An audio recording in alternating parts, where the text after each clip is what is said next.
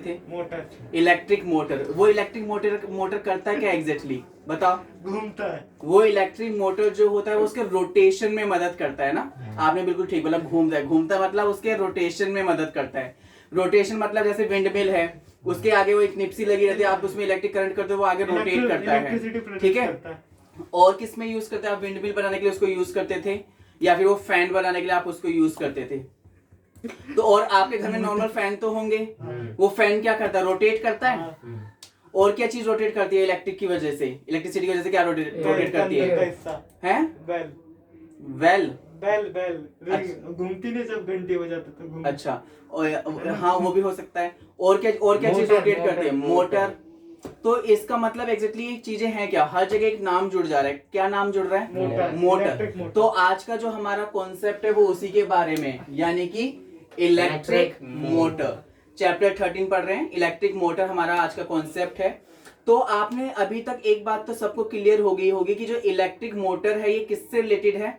Rotation से related है। लेकिन अब बात आ रही है कि चीज रोटेट क्यों कर रही है? क्यों कर रही है रोटेट? लास्ट क्लास हमने एक टॉपिक पढ़ा था कि अगर कोई भी करंट कैरिंग कंडक्टर एक मैग्नेटिक फील्ड के अंदर है तो उस पे क्या लगता है? फोर्स लगता है। अगर कोई भी करंट कैरिंग कंडक्टर एक मैग्नेटिक फील्ड के अंदर होता है तो उस पे क्या लगता है बच्चों? फोर्स लगता है। और फोर्स लगने से क्या होता है? उसके अंदर मूवमेंट आता है। और जो फोर्स है हम उसको पता भी लगा सकते हैं। कौन से रूल से हम फोर्स को पता लगा सकते हैं? Fleming left hand rule. Fleming left hand rule क्या कहते हैं? उसमें हम 3 फिंगर्स को यूज करते हैं। कौन कौन सी? मिडल फिंगर, 4 फिंगर और हमारा थंब। इसको कुछ हम इस तरीके से रखते हैं, जहां पे ये किस चीज को डिनोट करता है? जहां पे ये किस चीज को डिनोट करता है? करंट को डिनोट करता है। और ये किसको डिनोट करता है? Magnetic field. और ये क्या बताता है हमें? फोर्स। हम करते क्या है, जिस डायरेक्शन में हमारा करंट होता है उस डायरेक्शन में हम इस फिंगर को रखेंगे, जिस डायरेक्शन में हमारी मैग्नेटिक फील्ड होगी उस डायरेक्शन में हम इसको रखेंगे। और जो जिसमें थंब हमारा इंडिकेट, जिस डायरेक्शन में हमारा थंब होगा, the direction of the thumb will indicate the direction of force, कि किस डायरेक्शन में फोर्स लगने वाला है। तो अभी हमें पता है कि इलेक्ट्रिक मोटर में फोर्स लगता है क्योंकि जो करंट कैरी कंडक्टर है वो किसके बीच में होता है? मैग्नेटिक फील्ड के बीच में होता है। मैग्नेटिक फील्ड के बीच में होने से उसमें क्या लगता है? वो फ्लोट करता है, उसमें फोर्स, उसमें क्या लगता है? फोर्स लगता है। तो इन शॉर्ट 2 कहानी समझ में आ गई कि एक कंडक्टर है जो मैग्नेटिक फील्ड के बीच में है, और दूसरी बात क्या समझ में आ गई कि फोर्स लगने वाला है। और ये रूल फोर्स किस डायरेक्शन में लगेगा हम पता लगा सकते हैं। कौन से रूल से पता लगा सकते हैं? फ्लेमिंग लेफ्ट हैंड रूल से। अब ध्यान से देखो, पहली बात देखो, जो भी आप फैन वगैरह यूज करते हो, मोटर वगैरह जो भी होती हैं, वो क्या करती हैं? वो एक इलेक्ट्रिकल एनर्जी को किस में कन्वर्ट कर देती हैं? मैकेनिकल एनर्जी में कन्वर्ट कर दो। बेसिक सा एक छोटा सा क्वेश्चन है जो एग्जाम में पूछ लिया जाता है कि व्हाट इज द कि जो इलेक्ट्रिक मोटर होती है वो कौन सी एनर्जी को किस में कन्वर्ट कर दो? आंसर क्या होगा? It convert the electrical energy into a mechanical energy में उसको कन्वर्ट कर देता है। अब देखो इधर एग्जैक्टली हो क्या रहे हैं। इधर देखो क्या है, ये आपका लगा हुआ है क्या? करंट के लिए सर्किट बनाया है। यहाँ पे बैटरी लगी है, ये स्विच लगा है, ये वायर्स लगे हैं, पॉजिटिव टर्मिनल है, ये नेगेटिव टर्मिनल है। और यहाँ पे एक लगाया गया रेक्टेंगुलर कॉइल। क्या लगाया गया है? जो किस चीज का है? कॉपर का है। यहाँ पे 2 तरह के आपको ब्लैक दिख रहे हैं, इसका मैंने नाम डाला है P और Q। और इस P और Q को क्या कहते हैं? Split rings. क्या कहते हैं इनको? Split rings. और दूसरा शब्द इनका नाम है, दूसरा नाम इनका है कम्यूटेटर। तो split rings that is P and Q are also known as commutator. और X और Y क्या है? इसके साइड होल्डर्स हैं जहां पे ये वायर कनेक्टेड है, उनको कहते हैं ब्रशेस, जिनकी नोटेशन मैंने क्या दी है? X एंड Y दिए हैं। और रेक्टेंगुलर कोइल कौन सी है? ABCD। ABCD is a rectangular coil. अब इस रेक्टेंगुलर कोइल के बीच में ये क्या है?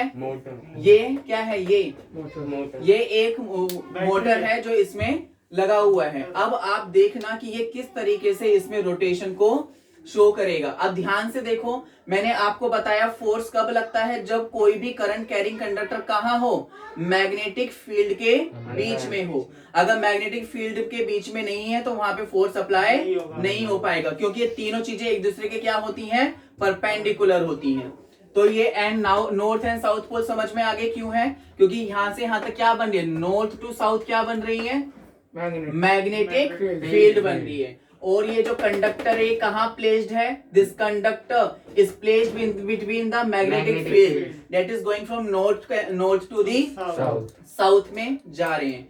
अब देखना एग्जैक्टली हो क्या रहा है। मैंने यहाँ से स्विच को ऑन करा तो करंट किस डायरेक्शन में फ्लो होता है? Positive to negative. तो करंट यहाँ से फ्लो करना स्टार्ट हुआ। यहाँ पे मैंने एरो बनाया है जो डायरेक्शन ऑफ करंट को दिखा रहा है, और मैग्नेटिक फील्ड आप जानते हो। चलो अब हम क्या लगाएंगे? लेफ्ट हैंड रूल लगाओ और मुझे बताओ कि फोर्स किस डायरेक्शन में लगने वाला है। पहले तो बताओ मैग्नेटिक फील्ड किधर है बच्चों? मैग्नेटिक फील्ड ऐसे जा रही है तो लेफ्ट टू राइट जा रही है, और करंट किस डायरेक्शन में जा रहा है? ऐसे जा रहा है। जल्दी से इसको प्लेस करके मुझे बताओ इसको कैसे प्लेस करना है। ये क्या चीज है? करंट। तो इसको ऐसे रखना है, ठीक है। और मैग्नेटिक फील्ड किधर है बच्चों? इधर। हाँ, इसको कुछ ऐसे रखेंगे ना हम। हाँ। ये देखो, ये हो गया मैग्नेटिक फील्ड, ये हो गया हमारा, तो ये देखो ये हो गया करंट हो गया। मैग्नेटिक फील्ड इधर ही है ना, नॉर्थ से साउथ। और ये हो गया हमारा फोर्स। तो फोर्स कैसा लगा?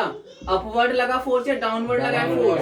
Very good. तो फोर्स कैसा लगा? डाउनवर्ड। वही मैंने यहाँ पे लिखा हुआ है कि डाउनवर्ड फोर्स लगा। मतलब देखो एग्जैक्टली था क्या, जैसे देखो ये मेरा हाथ है, ये मतलब लगा लो एक कॉइल है, ये कॉइल है ना। अब इसे फोर्स लगा तो ये कैसे रोटेट करी? आपने अभी अभी बताया मुझे, कैसे लगी? डाउनवर्ड। तो मतलब ये ऐसे नीचे को रोटेट कर गई। लेकिन ये क्या, अब क्वेश्चन आता है कि ये कंप्लीट होंगी, ये पूरी ऐसे घूम जाएंगी, या जैसे मेरा हाथ हाफ ही घूम रहा है हाफ ही जाएंगी? ये हाफ ही जाएंगी। क्यों? क्योंकि स्प्लिट रिंग क्या करते हैं? स्प्लिट रिंग इनको हाफ घुमाती है, पूरा नहीं घुमाती है। तो ये जो है ये है मेन फंक्शन किसका? स्प्लिट रिंग का, जो मेनली एग्जाम में पूछा जाता है कि what is the function of split rings. तो आंसर समझ में आया क्या फंक्शन है स्प्लिट रिंग का? Split rings work as a commutator.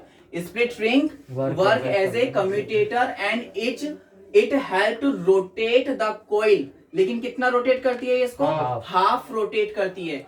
अब क्वेश्चन आता है कि हाफ रोटेट तो हो गई, लेकिन हाफ रोटेशन के बाद होगा क्या? देखो ये मेरी थी क्या?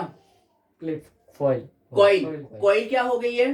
फोर्स लगने से हाफ रोटेट हो गई है। अब हाफ रोटेट होने के बाद क्या होगा? अब ये देखो ए बी वाला हिस्सा नीचे को चले गया, और सी डी वाला हिस्सा देखो, ये ए बी है और ये सी डी है। ये वाला ए बी सी डी वाला हिस्सा कहाँ आ गया? ऊपर आ गया। तो इसका मतलब अब फोर्स यहाँ पे क्या लगा? फोर्स अब अपवर्ड लग गया, और फोर्स यहाँ पे डाउनवर्ड लगा। डाउनवर्ड होने से ये अपवर्ड आ गया। तो इन शॉर्ट हुआ क्या? करंट की डायरेक्शन चेंज हो गई। कैसे क्या हो गई? करंट की डायरेक्शन चेंज हो गई। तो इसका मतलब हम क्या समझे कि इलेक्ट्रिक मोटर में करंट क्या हमेशा सेम डायरेक्शन में फ्लो होता है? नहीं होता। हाफ रोटेशन के बाद, किसके बाद? हाफ रोटेशन के बाद करंट जो है अपनी डायरेक्शन को चेंज कर लेता है। तो ये मेन प्रिंसिपल है किसका? इलेक्ट्रिक मोटर का। ऐसा ही कुछ यहाँ पे लिखा हुआ है, यही है main principle of electric motor का। तो पढ़िए, what is the principle of electric motor?